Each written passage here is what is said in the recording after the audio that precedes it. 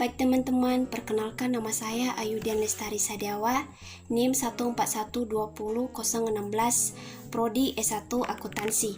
Nah, saya ingin menjelaskan CV dan PT. Apa sih itu CV? CV itu adalah usaha yang berbadan hukum karena tidak ada regulasi yang mengaturnya. Jadi teman-teman harus tahu dulu kalau kita mendirikan perusahaan atau mendirikan usaha.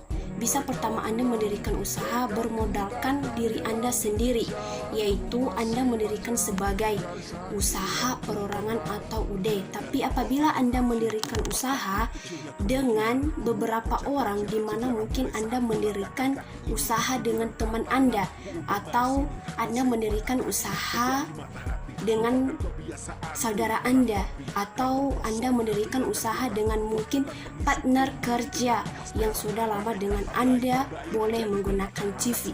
Jadi CV minimal 2 orang pemiliknya. Lalu karena CV ini adalah persekutuan, jadi CV adalah persekutuan komanditer, namanya aja persekutuan.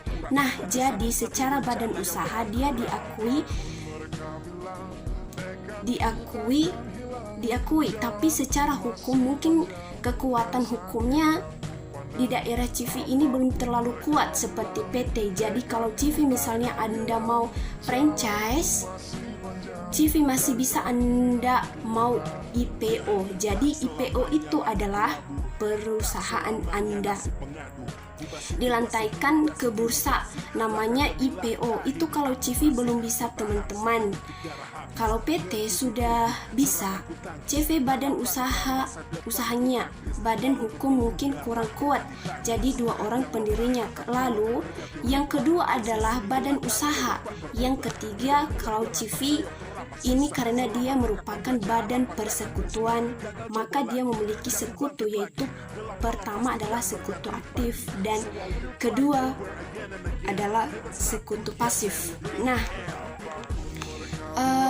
kalau sekutu pasif ini teman-teman, maka modalnya cuman memberikan Anda uang, tapi dia tidak bekerja.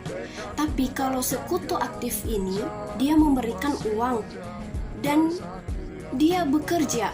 Jadi karena sekutu aktif namanya aja aktif, maka apabila terjadi apapun di dalam CV-nya, maka sekutu aktif akan bertanggung jawab terhadap apapun yang terjadi di dalam CV Anda. Jadi harus hati-hati kalau sudah punya CV dan Anda harus berkembang. Itu yang harus dilakukan itu secara legal teman-teman kalau misalnya CV. Nah, sedangkan PT itu adalah badan usaha yang berbentuk badan hukum yang statusnya diatur Undang-Undang Nomor 40 tahun 2007, perseroan terbatas. Nah teman-teman, kalau PT juga sama, jadi berlandaskan minimal harus 2 orang yang jadi Anda dengan teman-teman Anda. Tapi PT secara legalitas hukumnya dia lebih kuat daripada CV. Kenapa? Karena sekarang orang-orang jadi bukan namanya sekutu, semua di dalam bentuk saham. Jadi misalnya 2 orang bergabung 40 sama 60 tergantung. Nah, tapi semuanya berbentuk saham. Setelah berbentuk saham, maka di dalam PT ini orang yang bertugas untuk melaksanakan kegiatan daripada operasional ataupun segala administrasi di dalam perusahaan.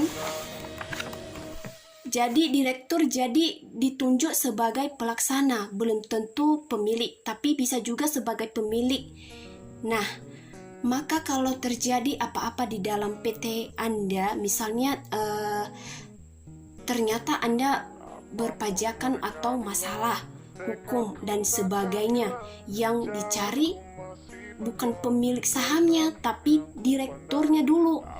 Kenapa? Yang dikenakan, dan misalnya Anda sebagai pemilik saham, maka apabila Anda terkena kebangkrutan atau apapun masalah hukum yang menimpa perusahaan Anda atau PT Anda, maka yang dikenakan atau yang diambil oleh hukum hanya sebesar modal yang Anda setor. Nah, pajak yang mana yang lebih murah? Nah, ini yang kita harus perhatikan. Banyak orang memiliki PT untuk membuat badan usaha. Kenapa? Karena mereka bertanggung jawab, beranggapan PT ini lebih elit, PT ini lebih eksklusif, PT ini lebih wah. Ada benarnya teman-teman, kalau misalnya PT dibuat sebagai badan usaha atau badan hukum, Anda memang akan kelihatan lebih baik, tapi harus kita paham bahwa tidak semua perusahaan Anda membutuhkan sebuah PT. Kalau tidak, memang diwajibkan. Nah, kita perhatikan CV ini akan memiliki pajak yang lebih murah sebuah PT. Kenapa? Karena gini, pajak badan hukum maksudnya pajak perusahaan itu adalah flat 25% daripada penghasilan bersih PT dan CV, memiliki pajak yang sama sebesar 25%.